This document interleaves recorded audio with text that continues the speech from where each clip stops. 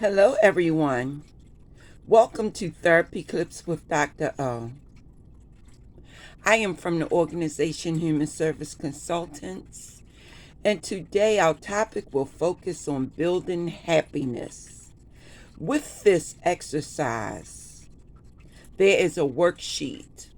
If you are in my group, you have received that worksheet already. So now I would like to go over the worksheet with you so that you can engage in this activity. I want you to know that my belief about happiness is that happiness is created. It just doesn't fall into your lap.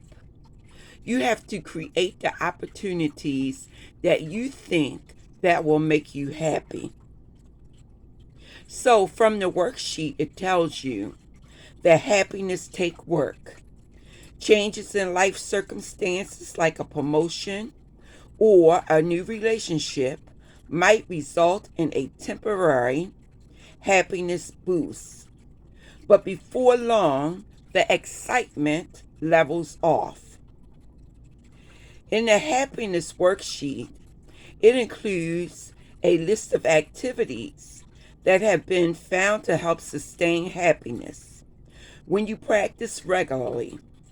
The exercises that are described include gratitude, acts of kindness, physical exercise, meditation, positive journaling, and fostering relationships. What I need for you to do is to think about the things that you could create to make yourself happy.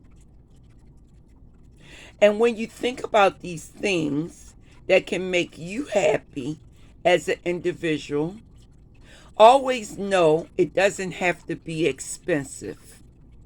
It doesn't have to take money to do activities that's going to make you happy.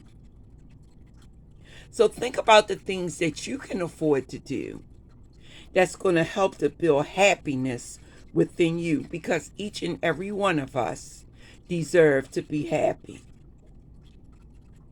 So in the building happiness exercise that's on the worksheet, and if you're not in my group, you can always go to Therapist Aid and type on the internet building happiness from Therapist Aid.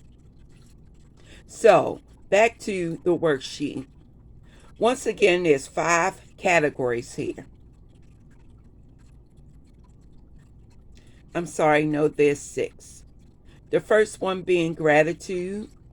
The second, acts of kindness. Third, exercise. Fourth, meditation.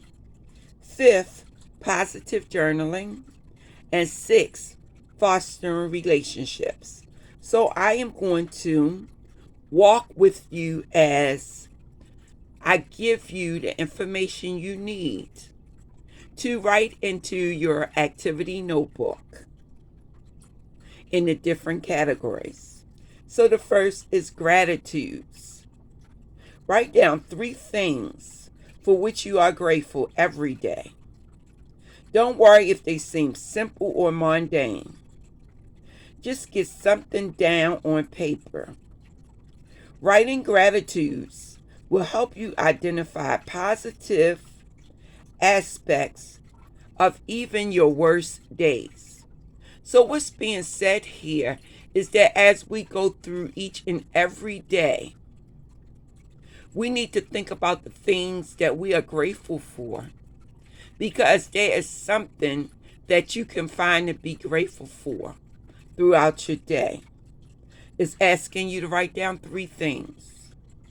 So when you think about these 3 things, it could be in relationship to people that you know, places that you've been, religious activities that you engage in, people that you have contact with, something someone said positive to you. It could be the simplest thing. Like, for example, this morning, in speaking with someone, That particular person said, "I love what you do." And I said, "Well, that was the sweetest thing." And so, even though it's not a monumental thing, it is still a significant thing that someone recognized that what I do to help is worthwhile. And so, what does that do for me? That brings about good feeling. So, always pay attention to even the simplest thing. Last week, I went into the Family Dollar store after work just to pick up a few items, in particular, batteries for my remote control. And so, when I approached the checkout, the young lady turned around and she was like maybe in her 20s. And she said, "You look so pretty today." And this is not something that you often think about. But when people say sweet things to you, be grateful, because even the smallest thing can build your day. The next thing, the second thing on our list is acts of kindness. Make a conscious effort to do something nice for no reason other than to help.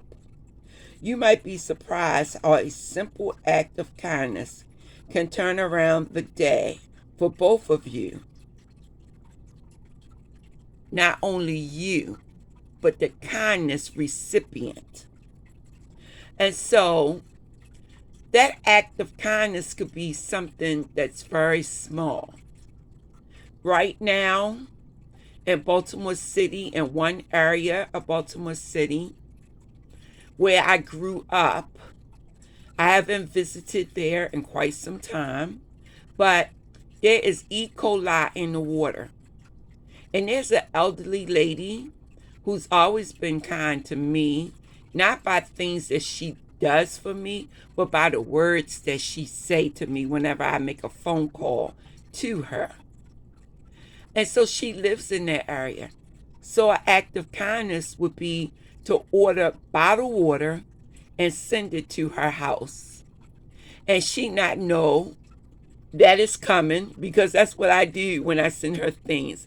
She doesn't know until I know that it's about to arrive, and I say to her, be on the lookout. Have your grandson to watch out for the package that I sent you today. So that's an act of kindness. As far as the third thing on our list, exercise. The positive effects of exercise are astounding. Physical people, that is people who do exercise almost on a daily basis, have increased energy, superior immune systems, a frequent sense of accomplishment. Exercise can reduce insomnia, stimulate brain growth, and even act as an antidepressant. If jogging or lifting weights seems like too much, don't be afraid to start with a 30-minute walk. Or if you haven't exercised in a while, take a 15-minute walk. Or take a slow bike ride. The fourth thing on the list is meditation. And we've talked about meditation before, so this is not a new concept to you. But I want you to know that the research indicates that meditation will reduce anxiety and bring about more positive emotions. People who regularly meditate restructure their brains so that their brain can handle the anxiety and the stress. And it helps to sustain happiness. The fifth thing on our list is positive journaling. Take some time to write down the positive events in your life. Write about a fun day that you spent with friends and family, a good movie, or even an activity that you enjoy. Positive journaling will get you into the habit of focusing on the positive. If you are in my group, you have a journal notebook that I have given to you. Your journal day is on Saturday because you are not having therapy with me. So journaling is a solitary activity. So when you feel that you're getting bored, because boredom is a part of life, and we all fall into this victim mentality of I'm bored, but you can do something in your bored time.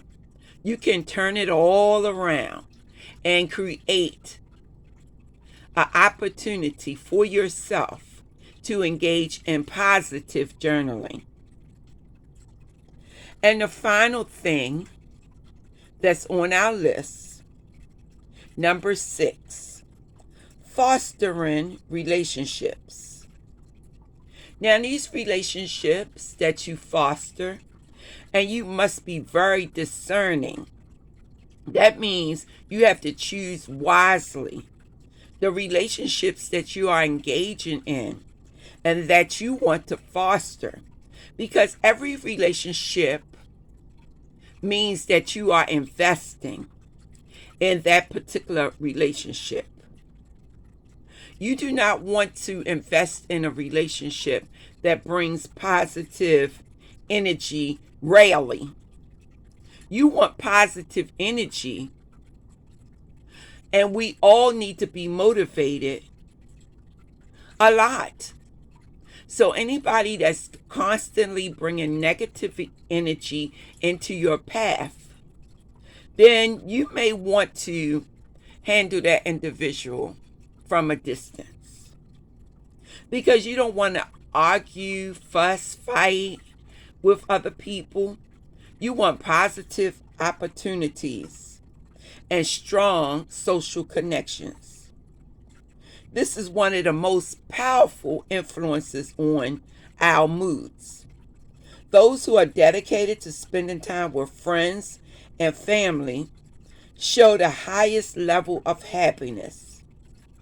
If you can't see your loved ones every day, what you can do is send an email or make a phone call.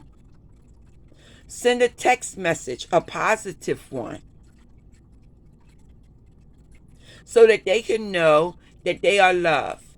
One of my friends called on Sunday, and what he said is, I'm calling all of my friends just to say I love you. And so I was the recipient of that I love you conversation. And of course, being the therapist that I am and knowing this individual the way that I do, the next question I had for him was, what's going on in your life? What's going on in your world?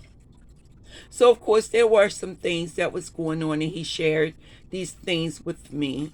But what I took away from the conversation was, I love you. And this was a person who took the opportunity just to say that to me. So, if you feel like you never see your loved ones, schedule time that can be dedicated just to them.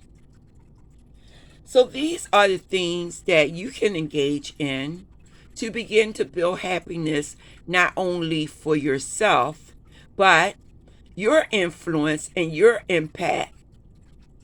If it's a positive energy, will bring about happiness and positive thoughts and feelings for someone else.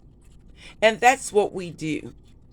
We take the information that we learn in our sessions, in our psychoeducation lessons, and we help other people as we also are helping ourselves.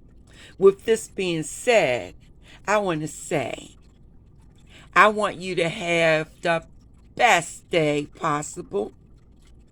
I want you to feel blessed. I want you to not only love yourself, but take the opportunity to love someone else. Know that you are worthy, and know that what was done in the past does not have to have an impact on your present day circumstance. We live in the here and the now. That means we live in the present moment, and we only have today, this moment in time. So don't focus on the past. Focus on each day being a new opportunity to do something different. Be blessed until we speak again.